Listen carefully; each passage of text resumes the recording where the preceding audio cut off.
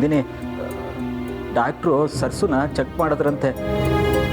ಸರಿಯಾಗಿ ಊಟ ಮಾಡದೆ ನಿಶಕ್ತಿ ಆಗದಂತೆ, ಅಲ್ಸರು ಆಗಿರ್ಬೋದು ಅಂತ ಹೇಳ್ತವ್ರೆ.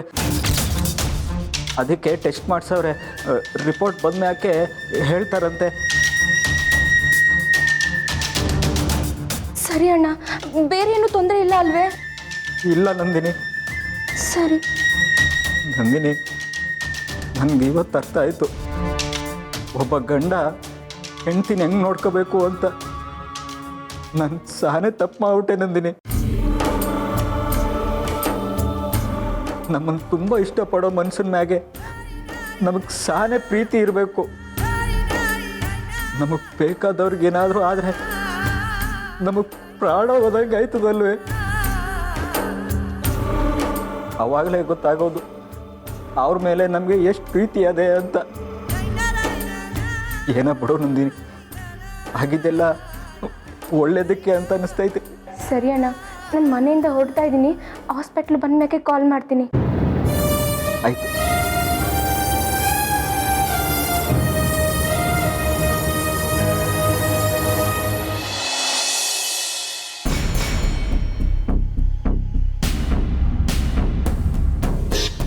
ಆಹಾ, ಮೇಷ್ಟ್ರು ಒಬ್ಬರೇ ಬತ್ತವ್ರಲ್ಲ. ಇವ್ರು ಹೇಳಿದ ಪಾಠ ಅಂತೂ ತಲೆಗೆ ಹೋಗ್ಲಿಲ್ಲ. ನಾನೇನಾದ್ರು ಪಾಠ ಮಾಡಿ ಇವ್ರು ತಲೆ ಕೆಡಿಸ್ಬೇಕಲ್ಲ.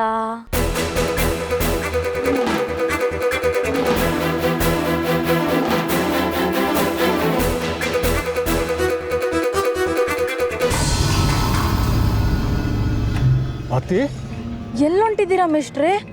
ಅದು ಈ ಬಿಸಿಲಲ್ಲಿ? ಬನ್ನಿ, ಹೊಸವತ್ತು ಕುತ್ಕೊಂಡು ಸುಧಾರಿಸ್ಕೊಂಡು ಹೋಗೋರಂತೆ. ಬೇಡ ಕಣವ, ನಮ್ಮ ಮನೆಗೆ ಹೋಯ್ತೀನಿ ಬಿಡು. ಏ ಬನ್ನಿ ಮೇಷ್ಟ್ರೆ, ಕುತ್ಕೊಂಡು ಸುಧಾರಿಸ್ಕೊಂಡು ಹೋಗೋರಂತೆ. ಬನ್ನಿ.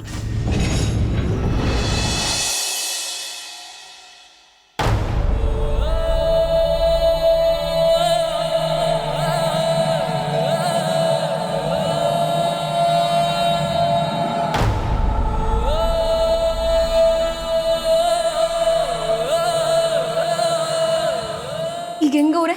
ಏನೂ ಆಗಿಲ್ಲ ಅಲ್ವೇ? ಈಗೇನು ತೊಂದರೆ ಇಲ್ಲ. ಸ್ಟಿಚ್ ಬಿಚ್ಕೊಂಡಿತ್ತು, ಮತ್ತೆ ಸ್ಟಿಚ್ ಹಾಕಿದ್ದೀವಿ. ಬ್ಲಡ್ ತುಂಬ ಹೋಗಿರೋದ್ರಿಂದ ಬ್ಲಡ್ ಹಾಕಬೇಕಾಗುತ್ತೆ.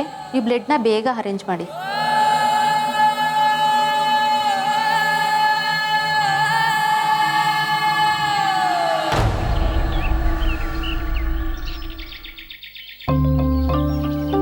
ಏನ್ ಮೇಷ್ಟ್ರೆ, ಇಷ್ಟೊಂದು ಆಯಾಸ ಆದಂಗದೆ?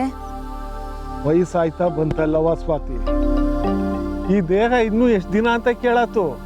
ಆದ್ರೂ ನಿಮ್ಮ ಪರಿಸ್ಥಿತಿ ನೋಡಿದ್ರೆ ನಂಗೆ ಹೊಟ್ಟೆ ಚುರ್ರಂತದೆ ಮೇಷ್ಟ್ರೆ. ನಿಮ್ಗಿಷ್ಟು ವಯಸ್ಸಾಗದೆ ಮನೇಲಿ ಕುತ್ಕೊಂಡು ರೆಸ್ಟ್ ಮಾಡೋದ್ ಬಿಟ್ಟು ಇನ್ನೂ ಕೆಲ್ಸಕ್ಕೆ ಹೋಯ್ತಿರಲ್ಲ ಮೇಷ್ಟ್ರೆ. ಇನ್ನು ಎಷ್ಟು ದಿನ ಅಂತ ಹಿಂಗೆ ಓಡಾಡ್ತೀರಾ? ದುಡಿದ್ರೆ ಅಲ್ಲೇ ನಾವ ಮನೇಲಿ ಕೂತ್ಕೊಂಡು ತಿನ್ನಕ್ಕಾಗೋದು. ಆದ್ರೆ ವಯಸ್ಸಿಗೆ ಬಂದಿರೋ ಮಗ ಮಗಳು ಇದ್ದಾರಲ್ವೇ, ಅವ್ರು ದುಡಿಯೋಕೆ ಹೋಗ್ಬೋದಲ್ವೇ? ರಮೇಶ ಅವನು ತೋಟ ನೋಡ್ಕೊಳಕ್ಕೆ ಟೈಮ್ ಸಾಕಾಕಿಲ್ಲ. ಇನ್ನು ನಂದಿನಿ ಮನೆ ಕೆಲಸ ನೋಡ್ಕೊತಾಳೆ. ಅವಳನ್ನ ಕೆಲ್ಸಕ್ಕೆ ಕಳ್ಸಕ್ಕಾಯ್ತೈತೆ ನಾವ. ಹಿಂಗ ಅಂತೀನಿ ಅಂತ ತೆಪ್ ತಿಳ್ಕೊಬೇಡಿ ಮೇಷ್ಟ್ರೆ. ಸರ್ಸು ಮದ್ವೆಯಾಗಿ ಮನೆಗೆ ಬಂದವಳಲ್ವೇ, ಇನ್ನು ಮನೆ ಕೆಲಸ ಎಲ್ಲ ಸರ್ಸು ನೋಡ್ಕೋತಾಳೆ. ನಂದಿನಿ ಮನೇಲಿದ್ದು ಏನ್ ಕೆಲಸ ಮಾಡ್ತಾಳೆ? ಯಾವ್ದಾರು ಕೆಲಸ ನೋಡ್ಕೊಂಡ್ರೆ ನಿಮ್ಗೂ ಸಹಾಯ ಆಯ್ತದಲ್ವೇ? ದೇವ್ರು ನಮ್ಗಂತೂ ಅಷ್ಟು ಆಸ್ತಿ ಕೊಟ್ಟವನೆ, ಸರಿ ಹೋಯ್ತದೆ. ಆದ್ರೆ ನಿಮ್ಗೆ ಹಂಗಲ್ಲ ಅಲ್ವಾ ಮೇಷ್ಟ್ರೆ? ನಾನು ಹೇಳೋದ್ ದೋಸೆ ಯೋಚನೆ ಮಾಡಿ.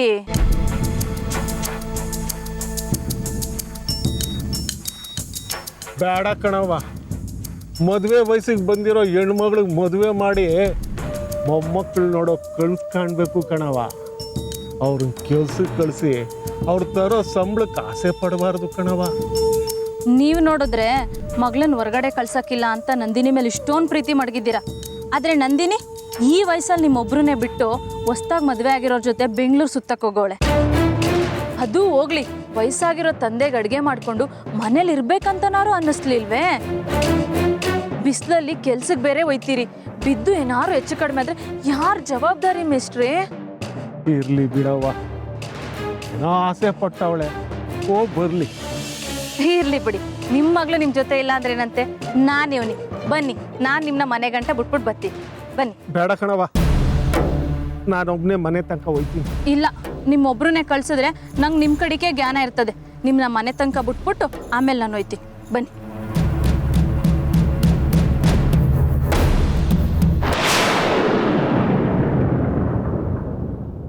ಸರ್ಸು ಈಗ ಹೆಂಗದೆ? ಸರಿಯಾಗಿ ಊಟ ಮಾಡದೇ ಇರೋದಕ್ಕೆ ಹಿಂಗಾಗಿರೋದು. ಇನ್ಮೇಲೆ ಸರಿಯಾದ ಟೈಮ್ಗೆ ಊಟ ಮಾಡಬೇಕು, ಆಯಿತಾ?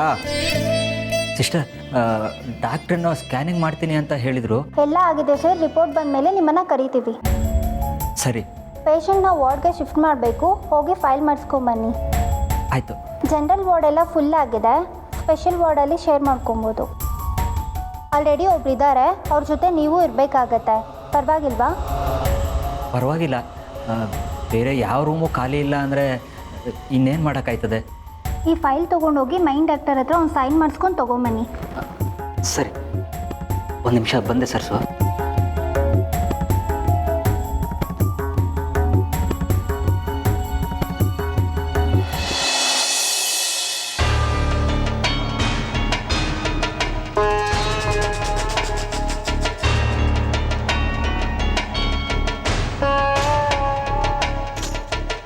ಕುತ್ಕೊಳ್ಳಿ ಮೇಷ್ಟ್ರೆ, ನಾನು ಹೋಗಿ ನಿಂಬೆಹಣ್ಣಿನ ಶರ್ಬತ್ ಮಾಡ್ಕೊಬತ್ತೀನಿ. ಅದೆಲ್ಲ ಏನು ಬೇಡ ಕಣವ, ಒಂದು ಲೋಟ ನೀರು ಕೊಟ್ಬಿಡವ ಸಾಕು.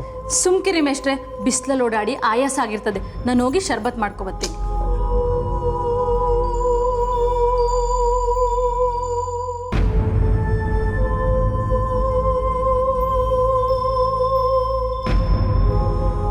ತಗೊಳ್ಳಿ ಮೇಷ್ಟ್ರೆ, ಕುಡಿ.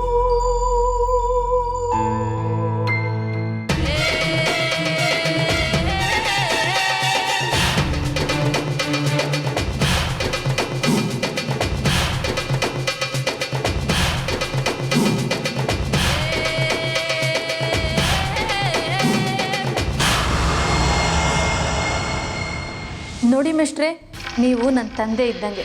ಅದಕ್ಕೆ ಹೇಳ್ತಾ ಇವನಿ, ಮಾವ ನಾವು ಟ್ರಿಪ್ಗೆ ಹೋಗ್ತಾ ಇದ್ದೀವಿ, ನೀನು ಬತ್ತೀಯ ಸ್ವಾತಿ ಅಂದರು. ಅದಕ್ಕೆ ನಮ್ಮ ಅಪ್ಪ ಅಮ್ಮ ಬ್ಯಾಡ ಅಂದರು. ಯಾಕೆ ಹೇಳಿ? ಮದುವೆ ಆಗದೆ ಇರೋ ಹುಡುಗಿ ಹಂಗೆಲ್ಲ ಸುತ್ತಾಡಿದ್ರೆ ಜನ ತಪ್ಪು ತಿಳ್ಕೊತಾರೆ, ಅದಕ್ಕೆ ಕಳಿಸ್ಲಿಲ್ಲ. ಸ್ವಂತ ಮಾವನ ಜೊತೆ ಕಳ್ಸೋಕ್ಕೆ ನಮ್ಮ ಅಪ್ಪ ಅಮ್ಮ ಒಪ್ಕೊಳ್ಳಿಲ್ಲ. ಅಂಥದ್ರಲ್ಲಿ ನೀವು ಮದುವೆ ಆಗದೆ ಇರೋ ನಂದಿನಿನ ನಮ್ಮ ಮಾವನ ಜೊತೆ ಕಳಿಸಿದ್ದೀರ. ಇದು ಊರಲ್ಲೆಲ್ಲ ಗೊತ್ತಾದರೆ ಜನ ಏನು ಅನ್ಕೊಳಕ್ಕಿಲ್ಲ ಮೇಷ್ಟ್ರೆ. ಮೇಷ್ಟ್ರೆ, ನಂದಿನಿ ಏನಾದರೂ ನಮ್ಮ ಮಾವನ್ನ ಮದುವೆ ಆಗೋದಾದರೆ ತಿರುಗಾಡಲಿ, ತಪ್ಪೇನಿಲ್ಲ. ಆದರೆ ನಮ್ಮ ಮಾವನ್ನ ಮದುವೆ ಆಗೋಳು ನಾನು. ತಿರುಗಾಡೋದಾದರೆ ನಾನು ತಿರುಗಾಡಬೇಕು. ನಂದಿನಿ ತಿರುಗಾಡಿದ್ರೆ ತೆಪ್ಪಾಯ್ತದೆ ಮೇಷ್ಟ್ರೆ.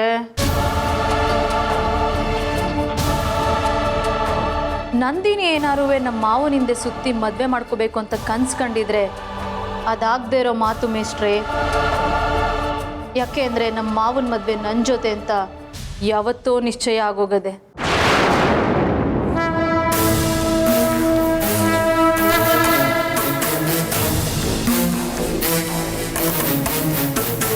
ಹುಸಿ ಈಗಲೇ ಹೇಳಿ ನಂದಿನಿ ಹತೋಟಿಗೆ ತಂದರೆ ನಿಮ್ಮ ಮರ್ವಾದೇನೂ ಉಳಿತದೆ, ನಂದಿನಿಗೆ ಆಸೆನೂ ಕಮ್ಮಿ ಆಯ್ತದೆ. ಇಲ್ಲ ಬಿಡವ, ನಮ್ಮ ನಂದಿನಿ ಅಂತೋಳಲ್ಲ. ನಂದಿನಿ ಅಂತವಳಲ್ಲ ಮೇಷ್ಟ್ರೆ, ಆದರೆ ಪ್ರೀತಿ ಅಂತದ್ದು. ಈಗ ನನ್ನೇ ತಕೊಳ್ಳಿ, ಬುದ್ಧಿ ಬಂದಾಗಿಂದ ನನಗೆ ಮಾವ ಅಂದರೆ ಇಷ್ಟ, ಮಾವಂಗೆ ನಾನಂದರೆ ಸಾನೇ ಇಷ್ಟ. ಒಬ್ರನ್ನೊಬ್ರು ಬುಟ್ಟೆ ಇರೋಕ್ಕಿಲ್ಲ. ಅದು ಬೇರೆ ನಮ್ಮ ಮಾವ ಅವ್ರ ಅಪ್ಪಂಗೆ ಮಾತು ಕೊಟ್ಟವ್ರೆ ಮೇಷ್ಟ್ರೆ, ನನ್ನೇ ಲಗ್ನ ಆಗೋದು ಅಂತ. ಅಷ್ಟು ಇತಿಹಾಸ ಇರೋ ಲವ್ ಮೇಷ್ಟ್ರೆ ನಮ್ಮದು. ಒಳ್ಳೇದಾಗಲಿ ಕಣವ, ಏನೇ ಆಗಲಿ ನಾನು ನಂದಿನಿ ಒಂದು ಮಾತು ಹೇಳ್ತೀನಿ. ಈಗಿನ ಕಾಲದ ಹುಡುಗಿರು ಒಂದು ಮಾತಿಗೆಲ್ಲ ಸುಮ್ಮನೆ ಆಗೋಕ್ಕಿಲ್ಲ ಮೇಷ್ಟ್ರೆ. ಈ ಫಿಲಿಮು ಸಾಂಗು ಇವೆಲ್ಲ ನೋಡಿ ಮನ್ಸಿಗೆ ಸಾನೇ ಆಸೆ ಬೆಳೆಸ್ಕೊಬಿಡ್ತಾರೆ. ಆಮೇಲೆ JCP ತಗೊಂಡು ಬಗದ್ರೂ ಈ ಪ್ರೀತಿನ ಹೊರಗಡೆ ತರೋಕ್ಕಾಗಕ್ಕಿಲ್ಲ ಮೇಷ್ಟ್ರೆ. ಅದಕ್ಕೆ ಬುನಾದಿ ಹಾಕುವಾಗಲೇ ಅದನ್ನು ಮುಚ್ಚಿಬಿಟ್ರೆ ಒಳ್ಳೇದು ಮೇಷ್ಟ್ರೆ. ನೀನೇನು ತಲೆ ಕೆಡಿಸ್ಕೊಂಬೇಡವ, ನಾನು ನಂದಿನಿ ತಾವು ಮಾತಾಡ್ತೀನಿ. ಆಯಿತು ಮೇಷ್ಟ್ರೆ. ಮೇಷ್ಟ್ರೆ, ರೇಷನ್ ತರಕ್ಕೆ ರಮೇಶ್ ಅಣ್ಣನ್ನೇ ಕಳಿಸ್ಬಿಡಿ. ಯಾಕೆ ಅಂದರೆ ನಂದಿನಿ ರೇಷನ್ ತಗೊಳಕ್ಕೆ ಅಂತ ಬಂದು ನಮ್ಮ ಮಾವನ ಜೊತೆ ಮಾತಾಡ್ಕೊಂಡು ಕುತ್ಕೊಬಿಡ್ತಾಳೆ. ಈ ಫಿಂಗರ್ ಹೊತ್ತ ಮಿಷಿನ್ ಬಂದ್ಮ್ಯಾಕೆ ರೇಷನ್ ಶಾಪಲ್ಲಿ ರಿಲೇಷನ್ಶಿಪ್ ಬೆಳೆದು ಸಾನೇ ಆಗ್ಬಿಟ್ಟೈತೆ ಮೇಷ್ಟ್ರೆ. ಮೊದಲೇ ನೀವು ಮೇಷ್ಟ್ರು, ಇದೆಲ್ಲ ನಾನು ನಿಮ್ಗೆ ಹೇಳ್ಬೇಕೇ?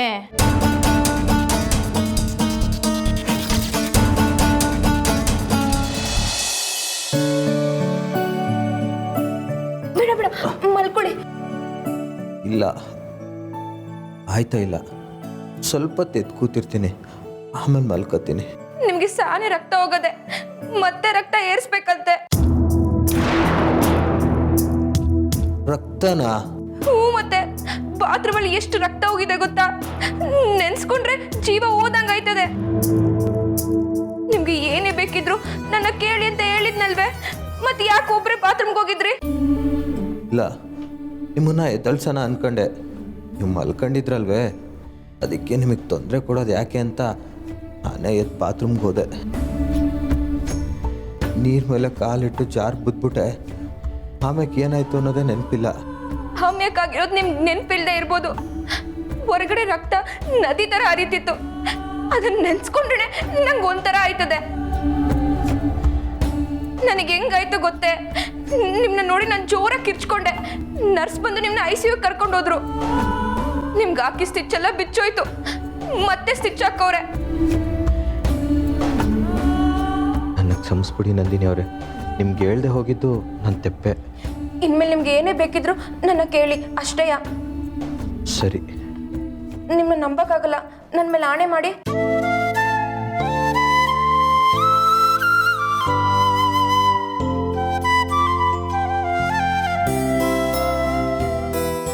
ನನ್ನ ಮೇಲೆ ಆಣೆ ಮಾಡಿ ಹೇಳಿ.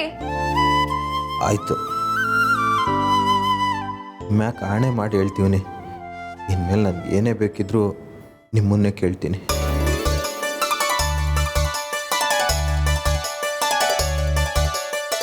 ನಿಮ್ಗೆ ರಕ್ತ ಕೊಡೋಕೆ ಒಬ್ರು ಬರ್ತಾವ್ರೆ. ಆಮ್ಯಾಕೆ ನಿಮ್ಗೆ ರಕ್ತ ಏರಿಸ್ತಾರಂತೆ. ನಿಮ್ದು AB ನೆಗೆಟಿವ್ ಬ್ಲಡ್ ಅಂತೆ. ಅದು ಸಿಗೋದು ಸಾನೇ ಕಷ್ಟ. ನನ್ಗೆಷ್ಟು ಭಯ ಆಯ್ತು ಗೊತ್ತೇ? ಪುಣ್ಯಕ್ಕೆ ಈ ವಿಷಯ ಯಾರಿಗೂ ಒಬ್ರಿಗೆ ತಲುಪಿ ರಕ್ತ ಕೊಡಕ್ ಮುಂದೆ ಬಂದವ್ರೆ. ಏನೋ ನಂದಿನಿ, ಅವತ್ತು ನಿಮ್ಮನ್ನ ವಾಪಸ್ ಊರಿಗೆ ಹೊಂಟೋಗು ಅಂತ ಹೇಳಿದೆ. ಆದರೆ ಇವಾಗ ನನಗೆ ಅನಿಸ್ತೈತೆ, ನೀವು ನನ್ನ ಪಕ್ಕ ಇಲ್ದಿದ್ರೆ ನಾನು ಇವತ್ತು ಬದುಕೊಳ್ತಿದ್ನ ಅಂತ. ಅಯ್ಯೋ, ಯಾಕಂತ ಮಾತೆಲ್ಲ ಆಡ್ತೀರಾ? ಇಲ್ಲ ನಂದಿನಿ, ಯಾಕೋ ನೀವು ನನ್ನ ಜೊತೆಯಾಗಿದ್ರೆ ನನಗೊಂಥರ ಧೈರ್ಯ.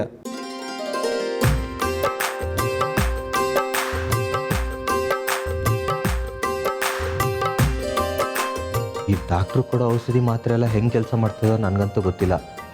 ಆದರೆ ಇಂಥ ಸಮಯದಾಗೆ ನಮ್ಮ ಜೊತೆಯಾಗಿ ಎದ್ದು ಧೈರ್ಯ ಹೇಳಿ ನೋಡ್ಕೊಳ್ಳೋರಿದ್ರೆ ಬೇಗ ಹುಷಾರಾಗೋಗ್ತೀವಿ.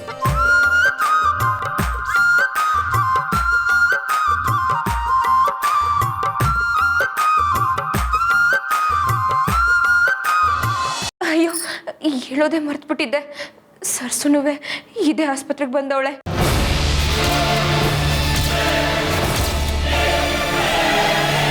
ಸರ್ಸು ಈ ಹಾಸ್ಪಿಟ್ಲಿಗ ಯಾಕೆ ಬಂದವಳೆ?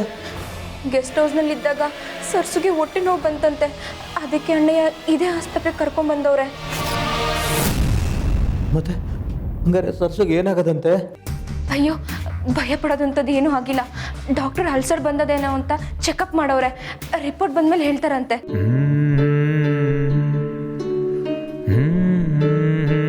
ಏನು ನಂದಿನಿ ಅವರೇ, ನಾನು ಈ ಪರಿಸ್ಥಿತಿಲಿರೋದು ನನ್ನ ತಂಗಿಯಂದ್ರಿಗೆ ಗೊತ್ತಾಗಬಾರ್ದು ಅಂತ ನನಗೆ ಏನೇ ಆದ್ರೂ ನಾನು ಅವ್ರಿಗೆ ಹೇಳಲೇ ಇಲ್ಲ. ಆದರೆ ಅದ್ಯಾರು ನನ್ನ ತಂಗಿನೇ ಇಲ್ಲಿ ಕರ್ಸ್ಕೊಂಡ್ಬಿಟ್ಟ. ಅದಕ್ಕೆ ಈ ವಿಷಯ ನಿಮ್ಗೆ ಹೇಳ್ಬಾರ್ದು ಅನ್ಕೊಂಡೆ.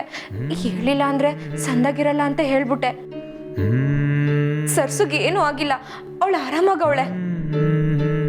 ರಮೇಶನ ನಂಗೆ ಫೋನ್ ಮಾಡಿ ಈ ವಿಚಾರ ತಿಳಿಸ್ದ. ನಾನು ಆಸ್ಪತ್ರೆಗೆ ಬರ್ತೀನಂತ ಹೇಳಿವ್ನಿ. ಇನ್ನೊಂದು ಅರ್ಧ ಮುಕ್ಕಾಲು ಗಂಟೆ ಬಿಟ್ಕೊಂಡು ನಾನು ಹೋಗೋರ್ಗೆ ಸಿಗ್ತೀನಿ. ನಂದಿನಿ ಅವರೇ, ನೀವು ನನ್ನ ಬಗ್ಗೆ ಯೋಚನೆ ಮಾಡಬೇಡಿ. ಮೊದಲು ನೀವು ಹೋಗಿ ಸರ್ಸನ್ನು ನೋಡ್ಕೊಳ್ಳಿ. ಎಷ್ಟೇ ಖರ್ಚಾದರೂ ಪರವಾಗಿಲ್ಲ, ಮೊದಲು ಅವಳು ಹುಷಾರಾಗಬೇಕು. ಆಮೇಲೆ ನಂದಿನಿ ಅವರೇ, ಸರ್ಸುಗೆ ಇಂಜೆಕ್ಷನ್ ಅಂದರೆ ಭಯ. ನೀವೇ ಹೆಂಗಾರ ಮುಂದೆ ನಿಂತು ಹಾಕಿಸ್ಬೇಕು. ಏನಾರ ಮಾಡಿ ಸರ್ಸು ನಗ್ನಗ್ತಾ ಮನೆಗೆ ಹೋಗ್ಬೇಕು. ನೀವೇನು ಟೆನ್ಷನ್ ತಗೋಬೇಡಿ, ಎಲ್ಲ ನಾನು ನೋಡ್ಕೊತೀನಿ.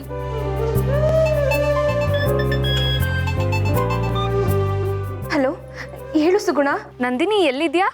ಇಲ್ಲೇ ವಾರ್ಡ್ ಒಳಗಿದ್ದೀನಿ. ಏನು ಹೇಳು ಸುಗುಣ? ಬ್ಲಡ್ ಡೋನರ್ ಬಂದಿದಾರಂತೆ, ಹೊರ್ಗಡೆ ಬ್ಲಡ್ ಬ್ಯಾಂಕ್ ಅಲ್ಲಿ ಇದಾರಂತೆ, ಹೋಗ್ ನೋಡು. ಸರಿ, ನಾನು ಈಗಲೇ ಹೋಗಿ ನೋಡ್ತೀನಿ. ಬ್ಲಡ್ ಕೊಡೋರು ಬಂದವರಂತೆ, ನಾನು ಹೋಗಿ ಬರ್ತೀನಿ. ನೋಡಿ, ನಿಮ್ಮನ್ನ ಸರ್ಸುನ ಹುಷಾರ್ ಮಾಡಿ ಮನೆಗೆ ಕರ್ಕೊಂಡು ಹೋಗೋ ಜವಾಬ್ದಾರಿ ನಂದು. ನನ್ನ ಯಾಕೆ ನಂಬಿಕೆ ಇದ್ರೆ ಕಣ್ಣು ಮುಚ್ಕೊಂಡು ಆರಾಮಾಗಿ ಮಲ್ಕೊಳ್ಳಿ. ಸರಿ ನಾನು ಬರ್ತೀನಿ.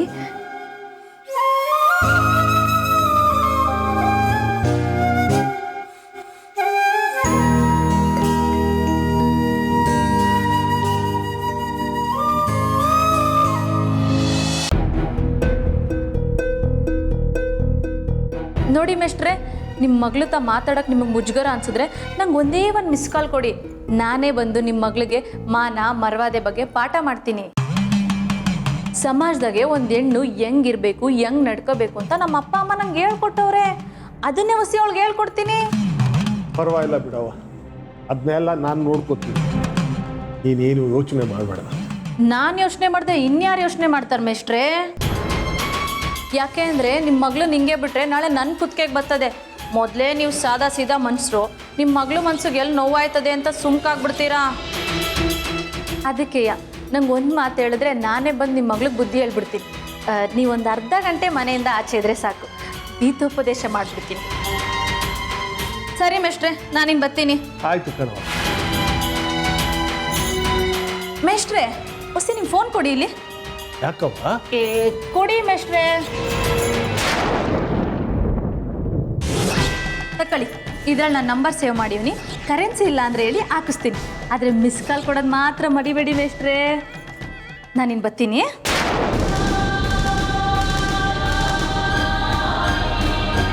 ಸ್ವಾತಿ ನಮ್ಮ ಮನೆಗೆ ಬೆಂಕಿ ಇಡಕ್ಕೆ ನೋಡ್ತಾವಳೆ.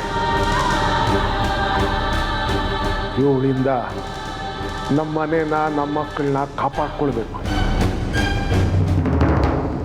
ಹೇಳಿ ನಂದಿನಿ. ಸುಗುಣ, ನಾನು ಇಲ್ಲೇ ಬ್ಲಡ್ ಬ್ಯಾಂಕ್ ತಗೋತೀನಿ. ಬ್ಲಡ್ ಕೊಡೋರು ಇನ್ನೂ ಬಂದಿಲ್ಲ ಅನ್ಕೋತೀನಿ. ಹೊಸಿ ಕೇಳು. ಇಲ್ಲ ನಂದಿನಿ, ಡೋನರ್ ಬ್ಲಡ್ ಬ್ಯಾಂಕ್ ಹತ್ರನೇ ಇದ್ದೀನಿ ಅಂತ ನನಗೆ ಫೋನ್ ಮಾಡಿದ್ರು.